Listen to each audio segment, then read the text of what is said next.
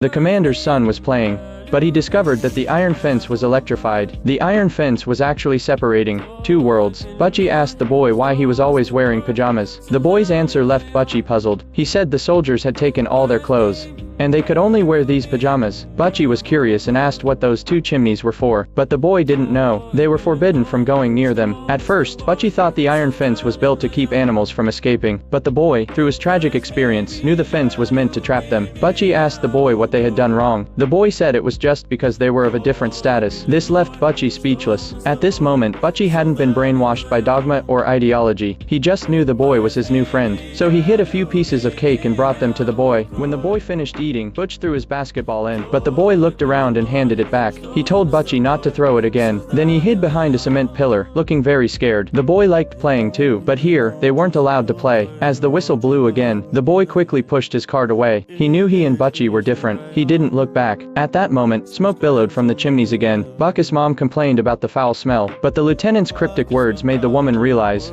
what the smoke was. It was the burning of souls. She cried and told her husband, but he was unmoved. At lunch, the commander deliberately invited the lieutenant. The lieutenant was very scared. Just then, a servant accidentally knocked over a wine glass. The lieutenant quickly dragged the old man out. Meanwhile, the commander coldly watched everything. After dinner, Butchie was so scared he cried non-stop. His sister comforted him until he stopped crying, but from that point on, Butchie never saw that servant again. What made him happy, though, was that his friend had come to his house. He was in the kitchen washing cups. The boy looked at the cake. Butchie asked if he wanted some. The boy nodded eagerly. Then Butchie smiled as he watched the boy eat. Just then, the lieutenant walked in. He angrily scolded the boy, asking why he was stealing food. The boy, terrified, said, "It was Butchie who gave it to me. We're friends." The lieutenant turned to Butchie, but seeing the lieutenant's anger, Butchie dared not admit it. He lied and said he didn't know the boy. At that moment, the boy didn't argue anymore. He knew any protest would be pointless. He could only accept it calmly.